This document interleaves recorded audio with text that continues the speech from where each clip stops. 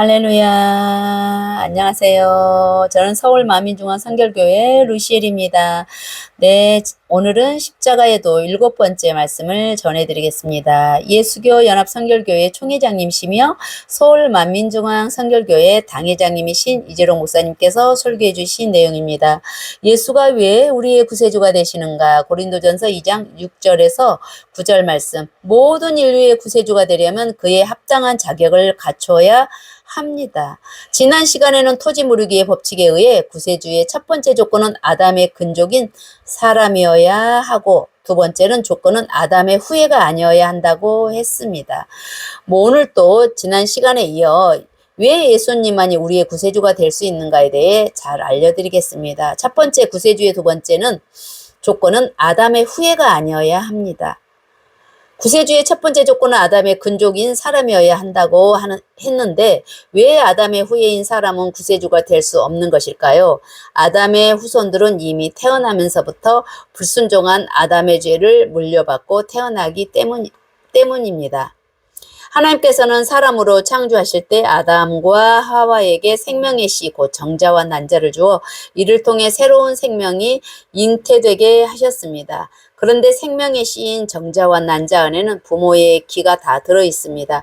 부모의 성품이나 성질, 본성, 외모, 심지어는 습관에 대한 내용까지 다 들어있는 것입니다. 그러니 이러한 정자와 난자로 잉태된 자녀들은 부모의 얼굴 체형은 물론 성품이나 습관도 닮습니다. 부모가 혈기가 많으면 자녀들도 혈기가 많을 가능성이 크고, 부모가 온순하고 부드러운 성격이면 자녀들은 온유한 편입니다. 그런데 조상으로부터 전해지는 부모의 기 속에는 죄성도 포함되어 있습니다. 첫사람이 아담이 타락한 때부터 조상들이 죄성이 자손들에게도 전해진 것입니다. 이것이 바로 원죄로부터 모든 사람은 태어나면서부터 아담의 죄성을 물려받은 죄인입니다. 로마서 5장 12절에 이러므로 한 사람으로 말미암아 죄가 세상으로 들어오고 죄로 말미암아 사망이 왔나니, 이와 같이 모든 사람의 죄를 지었으므로 사망이 모든 사람에게 이르렀느니라 하여 한 사람 곧 아담의 죄로 인해 모든 사람에게 사망이 이르게 되었음을 설명하고 있습니다. 이렇게 사람이 태어날 때부터 죄인이라 하면 갓난아이는 너무나 순수하고 깨끗하게 보이는데 무슨 죄가 있다는 말인가 하고 이상하게 생각하는 경우가 있습니다. 그러나 가만히 관찰해보면 아주 어린 아이조차 이미 악을 갖고 있는 것을 발견하게 됩니다. 예를 들어 어떤 갓난아이가 배가 고파서 울 때 젖을 좀 늦게 주면 얼굴이 새빨개지고 숨이 넘어갈 정도로 울어댑니다. 그렇게 울고 있을 때 엄마가 젖을 물려줘도 젖을 빨려고 하지 않고 신경질적으로 울기만 합니다. 왜 배고프다 하는데 빨리 안 주냐? 이제 화가 나서 먹기도 싫다 하는 의미입니다. 네, 아무도 그 아이에게 혈기와 짜증을 가르쳐 준 적도 없는데 이미 부모로부터 그러한 죄성을 물려받고 태어난 것입니다. 또 다른 예로 어린아이가 보는 앞에서 엄마가 다른 아기에게 젖을 먹이면 대부분의 아이들이 싫어하면서 그 아이를 엄마에게 떼어내려고 합니다. 그것이 마음대로 되지 않으면 엄마에게 짜증을 내거나 때리기도 하며, 그래도 안 되면 결국은 울음을 터뜨립니다. 이는 우리 엄마의 젖이니까 나만 먹어야 한다는 욕심과 시기질투가 있기 때문입니다. 이러한 시기질투와 욕심, 짜증 등의 죄악도 누가 가르쳐준 것이 아니라 아담 이후로 전해진 죄성을 물려받고 태어났기 때문에 있는 것입니다. 또 다른 예로 어린아이가 보는 앞에서 엄마가 다른 아기에게 젖을 먹이면, 이처럼 모든 사람은 아담의 후손이며 원죄를 갖고 태어났으니 사람으로서는 아무도 구세주가 될 수 없습니다. 오직 한 분 예수님만이 분명히 사람이면서도 아담의 후손이 아니십니다. 그렇다면 어떻게 예수님은 사람이면서 아담의 후손이 아닌 것일까요? 네, 두 번째 예수님은 성령으로 잉태되셨으니 아담의 후예가 아닙니다. 예수님은 육적으로는 다윗의 자손이요 요셉과 마리아를 부모로 하여 태어나셨습니다. 그런데 마태복음 1장 20절을 보면 저에게 잉태된 자는 성령으로 된 것이라 마태복음 1장 23절에 보라 처녀가 잉태하여 아들을 낳을 것이요 그 이름은 임마누엘이라 하리라. 예수님에 대한 예언의 말씀이 나옵니다.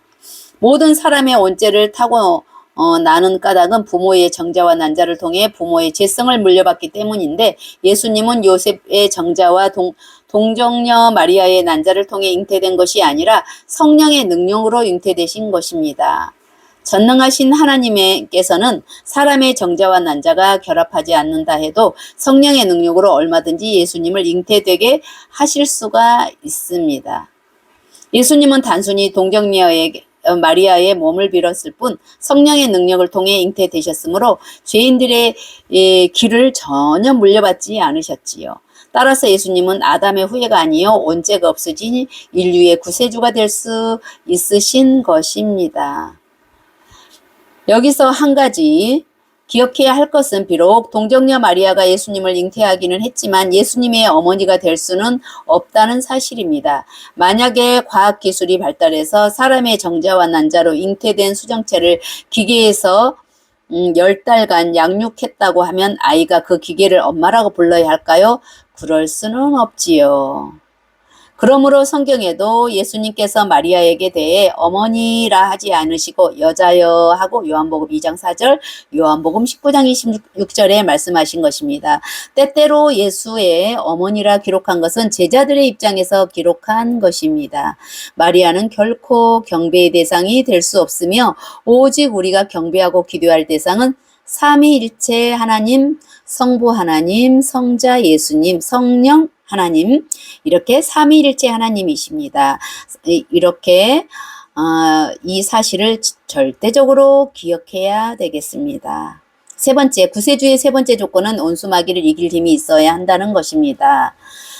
전쟁터에서 포로로 잡혀간 동료를 구해내려고 해도 적군에게 포로를 빼앗아 올 힘이 있어야 합니다. 영적으로도 온수마귀에게 속한 사람을 구원하려면 온수마귀를 이기고 사람을 되찾아올 힘이 있어야 합니다. 아무리 체격이 좋고 힘이 센 장정이라고 해도 온수마귀를 이길 수는 없습니다. 여기서 온수마귀를 이길 힘이란 물리적인 힘이 아니라 영적인 힘을 의미합니다. 영계에서는 힘은 죄가 없는 데서 옵니다. 빛이 임하면 어둠이 물러가야 하는 것처럼 죄가 없이 빛 가운데 온전히 거하는 사람은 어둠에 속한 악한 영들을 이길 힘이 있는 것입니다. 죄에는 온죄와 자범죄가 있습니다. 온죄는 앞서 설명한 대로 아담으로부터 내려온 죄성을 말하며 자범죄란 태어나서 지금까지 성장하면서 스스로 죄를 짓는 것을 말합니다. 사람들은 살아가면서 크고 작은 많은 죄들을 짓습니다. 무거운 죄를 지은 사람만 죄인이 아니라 가벼운 죄를 지은 사람도 마찬가지로 죄인입니다. 야고보서 2장 10절에 더구나 세상 사람들은 마음이 아무리 약해도 행함으로 범죄하지 않으면 죄인이라 생각하지 않지만 영적으로는 행위적으로 범죄하지 않아도 마음의 죄를 품고 있는 것만으로도 이미 죄인입니다. 요한일서 3장 15절을 보면 그 형제를 미워하는 자마다 살인하는 자라고 했고 마태복음 5장 28절에는 여자를 보고 음욕을 품는 자마다 마음에 이미 간음하였다고 말씀하고 있습니다. 이처럼 행함으로나 마음으로나 단 한 번이라도 범죄한 사람은 인류를 구원해낼 수 있는 힘이 없습니다. 아담 이후에 모든 사람은 온죄를 가진 죄인이고 또한 자범죄를 짓고 살아갑니다. 그러나 예수님은 아담의 후손이 아니므로 온죄가 전혀 없으시고 태어나서부터 온전히 하나님의 율법을 지켜 행하셨기에 자범죄도 전혀 없으십니다. 태어나신 지 8일 만에 율법대로 할례하신 것을 비롯하여 마음으로나 행함으로나 결코 진리를 벗어나는 일이 없으셨지요. 그래서 성경은 예수님을 가리켜 이러한 대제사장은 우리에게 합당하니 거룩하고 악이 없고 더러움이 없고 죄인에게 떠나 계시고 하늘로 보다 높고 피 대신 자라 히브리서 7장 26절에 말씀하고 있습니다. 저는 죄를 범치 아니하시고 그 입에 괴사도 없으시며 베드로전서 2장 22절에 말씀했습니다. 오직 예수님만이 거룩하고 악이 없으시며 전혀 죄를 범치 않으신 분이라는 사실입니다. 그러기에 예수님은 온수마귀 사단으로부터 인류를 구원할 힘이 있으시며 죄의 삭은 사망이라는 율법의 저주에서 매이지 않을 수 있으셨습니다. 십자가에 달려 죽으셨을지라도 사망 권세를 깨뜨리고 부활하실 수가 있었던 것입니다.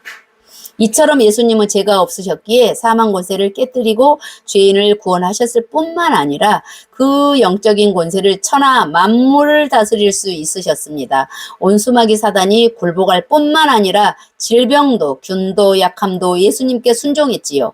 악기들 늘려 고통받는 자가 예수님 앞에 나왔을 때 예수님께서 악귀에게 나가라 명하시면 악귀는 순종하고 나가야 했습니다.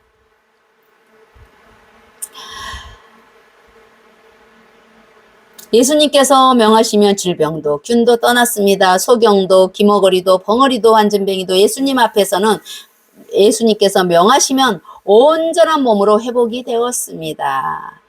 또한 죄 없으신 예수님의 권세 앞에는 천하 만물도 순종했습니다. 예수님께서 풍랑을 꾸짖으시며 바다를 향해 잠잠하라 고요하라 하셨을 때 풍랑이 그치고 바다가 잔잔해졌던 것을 볼 수 있습니다. 이러한 영계의 법칙은 예수님만이 아니라 예수님을 믿는 하나님의 자녀들에게도 해당이 됩니다. 그래서 요한일서 5장 18절에 하나님께로서 난 자마다 범죄치 아니하는 줄 우리가 아노라. 하나님께로서 나신 자가 저를 지키시매 악한 자가 저를 만지지도 못하느니라 했습니다. 하나님께로서 난 하나님의 자녀들은 하나님께로서 나신 자 곧 주님께서 지켜주심으로 악한 온수마귀 사단이 해를 입힐 수가 없습니다. 영적인 힘이 있어야만이 악한 영들이 감히 역사하지 못한다는 것입니다. 아무리 하나님을 믿고 신앙생활을 오래 했으며 여러 가지 직분이 있다 해도 여전히 죄 가운데 살면 영적인 힘이 없습니다.